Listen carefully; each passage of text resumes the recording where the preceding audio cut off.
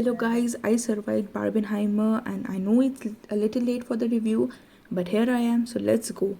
Let's start with Oppenheimer with a brilliant cast of Cillian Murphy as J. Robert Oppenheimer, Emily Blunt as Kitty Oppenheimer, Matt Damon as Leslie Groves, Robert Downey Jr. as Louis Strauss, Florence Pugh as Jean Tatlock, and Rami Malek as David Hill. Oppenheimer by Christopher Nolan had the potential to be a remarkable film, but unfortunately fails short in several aspects. While it boasts impressive visuals and attention to historic detail, these elements alone cannot compensate for its shortcomings. First, the non-linear storyline. One of the main issues is the incontinuation in the timeline. It has worked perfectly in Nolan's previous work, however, here it is found to be confusing and the audience find it difficult to relate with the characters. Second, the character development. We never feel connected towards Oppenheimer, neither in success nor when he is wrongfully accused. And Nolan never really showed Oppenheimer's early works. The love interest. Oppenheimer was a known womanizer. However, full during his movie, we only see two women. We never feel emotionally depth towards Florence, and Emily Blunt at first glance is seen as an intelligent woman. However, later is only seen drinking, crying, and shouting. The supporting cast. We never understand the relationship supporting cast share with each other and with Oppenheimer.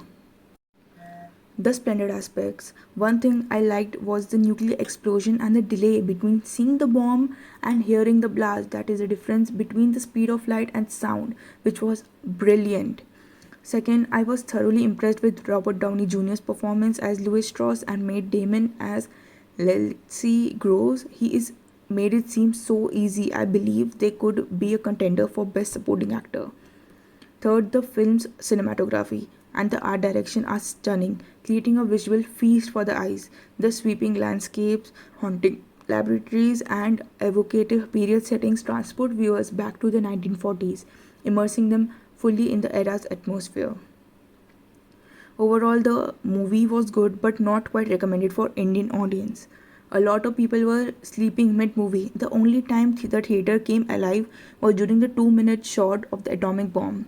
If you consider this as a documentary, it is pretty good, but if seen as a movie, it is not worth the hype at all. I watched Barbie and Oppenheimer in the same day, and to be honest, I was comparatively more entertained by Barbie as compared to Oppenheimer. Let's start with Barbie's review.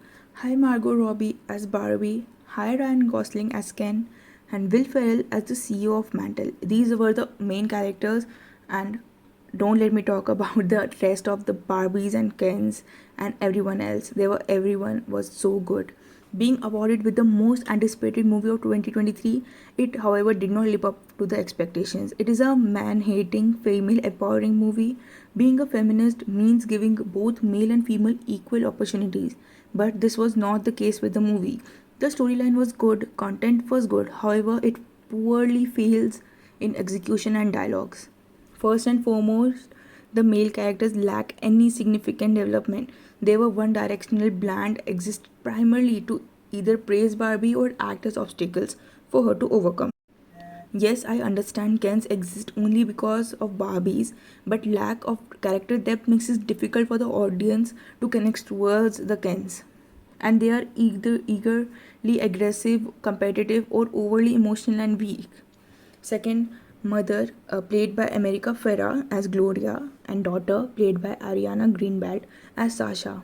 I think they could have delivered a strong message that women can be whatever they want, but I don't think that needed to come as detriment of shaming motherhood. This seemed to try to push it so much that it overwhelmed the movie. I feel like in a time where we are all about equal rights, this just felt like a weak attempt of sending a message through a massively iconic figure in a messy way. America Ferrera, I repeat, America Ferrera did not do a great job in the monologue, which it could have been iconic if delivered right or even by the right person. Barbie wanting to be human. This could have been the theme of the movie. The point of the movie should have been about what Barbie saw to make her realize she wants to be a human. But no, it was only a few minutes in the movie where she sees people laughing or people being sad, but humans are much more complicated than that. But in the movie, there was nothing shown. Next, the splendid aspects. As we all know, the musical number in the movie are another highlight, showcasing catchy tunes that have both children and adult humming along. The songs complement the story and add an extra layer of enjoyment to the overall experience. On Instagram, we can see it's trending for a very long time now. The set piece.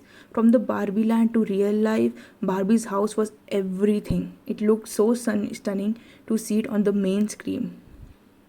The costume designs, not only for Margot Robbie's Barbie but for everyone else, even the Kens, were a delight to watch. The casting and cameos, even if most of the cameos were leaked on the internet, it is still interesting and surprising to watch it. There were several moments where you genuinely laughed during the narration. However, comedy only lasts in the first half, and even if you never knew anything about Barbie, you can still feel connected and enjoy the overall vibe in the theater with everyone wearing pink, giving smiles to each other. I don't remember the last time people were this excited to go to the theaters to watch a movie. The energy and the strength gone into the minute details are either just to enhance the beauty of the Barbie land or to point out various flaws in the real world. Like in Mantel, the head office had a heart shaped table filled with men taking decisions for girls, not even knowing anything about them. How ironic. And Margot and Ryan Gosling acting as Ken, and the movements, the facial expressions were just top notch. At last, I would just like to tell you, if you want an entertaining time in the movies, I could recommend you watching Mission Impossible. If not, then Barbie. But I think Oppenheimer will be least favorite in the month of July for me. Hello guys, I survived Barbenheimer and I know it's a little late for the review, but here I am, so let's go. Let's start with Oppenheimer.